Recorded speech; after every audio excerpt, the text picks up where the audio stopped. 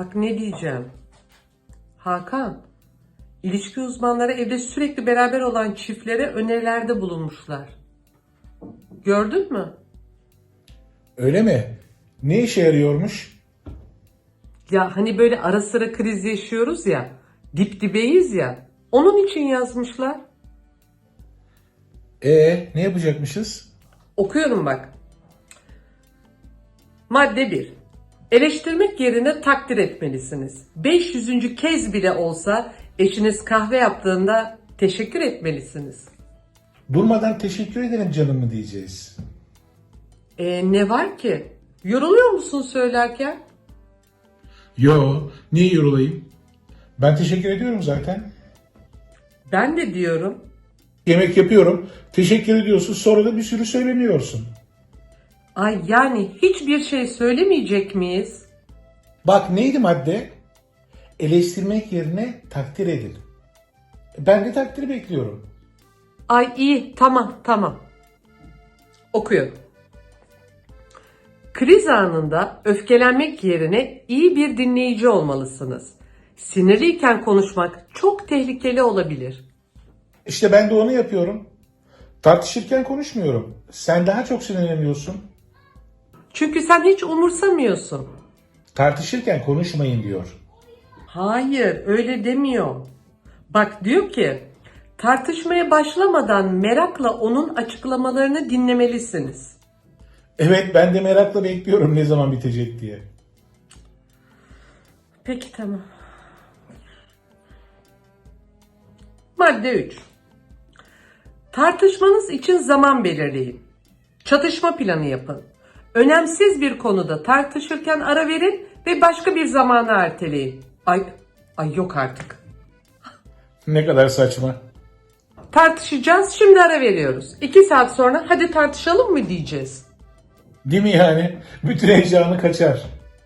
Ben de bir daha o kadar nasıl sinirlenebilirim ki? Değil mi? Çok saçma. Madde 4. Görünmez sınırlarınıza saygı göstermelisiniz. Ay çok sevdim ben bu maddeyi. Herkesin özel alanı olmalı. Örneğin eşiniz filmi izlerken onu rahatsız etmemelisiniz. Yani sana söylüyor. Siz de başka bir şey izlemek istiyorsanız önce izin almalısınız. Senin dizilerin hiç bitmiyor ki. Senin de oyunun hiç bitmiyor. Ev savaş alanı gibi. Ne o? Sen mutfakta izliyorsun zaten. Neden izliyorum acaba? Bir düşün. Ben bu kadar aleti mutfağa nasıl taşıyayım? Dizi her yerde izlenir. Yok, katılmıyorum. Bence herkesin özel alan izni olmalı. Tamam, benim için problem yok.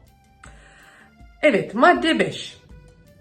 Ne istiyorsanız açıkça söylemelisiniz. Eşiniz muhtemelen harika bir insan ama bir zihin okuyucusu değil. İşte bunu da sana söylüyor. Niye? Yani sen harika bir insansın ve ben bunu anlamıyor muyum? Hayır, ben senin zihnini okuyamıyorum. Daha direkt söylemelisin. Daha direkt derken yani senin gibi dan. Evet, kısa ve net. Ama bak ne diyor? Partnerler bazen birbirini anlayamıyorlar. Onun için kibarca söylemelisiniz. Ben de kibarca söylüyorum. Sadece senin kadar uzun cümleler kullanmıyorum. Ay tamam. Bitiriyorum. Son madde. Birbirinize zaman ayırmalısınız. Mümkünse günde yarım saat ya da 1 saat baş başa zaman geçirmelisiniz. Yarım saat, 1 saat mi? Biz bütün günü beraber geçiyoruz zaten. Daha ne yapalım? Her şeyi beraber. Yemek yap, temizlik yap, ortalığı topla. Bundan bahsetmiyor. Bak diyor ki ev işlerinden ayrı bir zaman olmalı. Yan yana oturup bilgisayar ya da cep telefonu ile uğraşırsanız birbirinizi göremez ve duyamazsınız. Yani şu anki halimiz gibi. Sende de telefon var. Şimdi biz birbirimizi görmüyor veya duymuyor muyuz?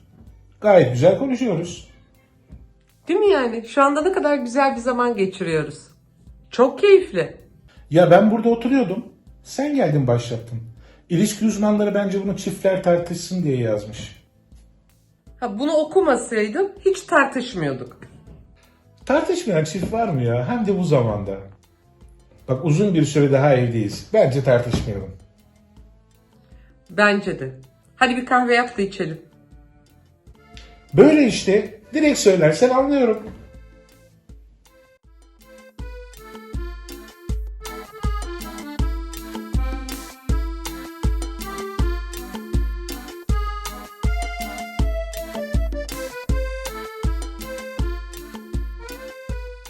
Eleştirmek yerine takdir etmelisiniz.